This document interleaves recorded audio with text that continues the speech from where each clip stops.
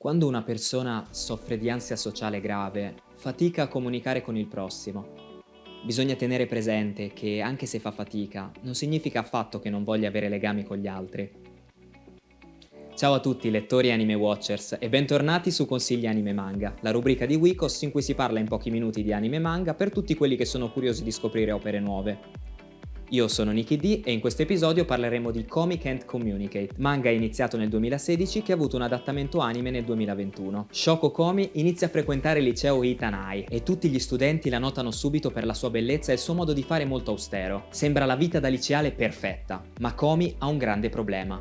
Soffre di un gravissimo disturbo di ansia sociale, che le impedisce di comunicare con chiunque. Il suo compagno di banco, Itoito Tadano, la sente per caso parlare da sola del suo problema e inizia ad aprirsi con lei in un modo che a lei sia comodo, ossia scrivendo sulla lavagna. Dopo essersi conosciuti bene, i due decidono di imbarcarsi in una grande impresa: aiutare Komi a farsi 100 amici, con la speranza che questi la aiutino a liberarsi dalle sue insicurezze. Parliamo di un anime comico di genere slice of life, con un obiettivo molto piccolo e, se vogliamo, un po' banale, ma non lasciatevi ingannare. Komi Can't Communicate è un anime molto simpatico che anche nella sua semplicità riuscirà a tenervi incollati allo schermo. Le interazioni tra i vari personaggi, che partono tutti da uno stereotipo, portandolo al proprio estremo comico, e l'adorabile rapporto tra i due protagonisti che nasconde chiaramente un futuro amore, e speriamo che questa relazione venga sviluppata bene e non aspetti soltanto gli ultimi capitoli per diventare ufficiale, riusciranno a strapparvi un sorriso e ad appassionarvi. Io ne avevo già sentito parlare e ho guardato la serie su Netflix. L'ho trovato molto carino e facilmente fruibile. Trovo anche molto dolce il modo di trattare il problema di Komi.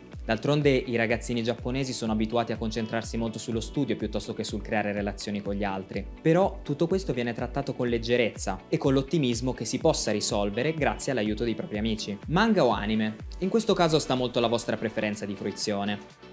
L'anime adatta molto bene lo stile del manga. Per il momento non si sa ancora quando uscirà la seconda stagione, quindi se volete andare avanti con il manga dopo aver finito l'anime, potete ricominciare dal volume 10. Io ho guardato prima l'anime e poi ho letto questo volume per vedere un po' come andava avanti. Però penso che aspetterò comunque l'uscita dell'anime. Trattandosi di una storia slice of life non c'è così tanta premura di andare a vedere come finisce, e quindi preferisco godermelo con calma, però ovviamente sta a voi decidere. Anche per questa volta abbiamo finito. Fatemi sapere che cosa ne pensate. Se non l'avete ancora visto letto, ditemi se vi siete incuriositi. Se l'avete letto, ditemi che cosa ne pensate di questa piccola adorabile storia e se volete degli approfondimenti su storia, tematiche o personaggi. Scrivetemi anche se avete altri anime che vorreste consigliare o di cui vorreste sapere di più. Non dimenticate di seguire Wikos su tutti i social. Io sono Nicky D e noi ci vediamo al prossimo episodio di Consigli Anime Manga.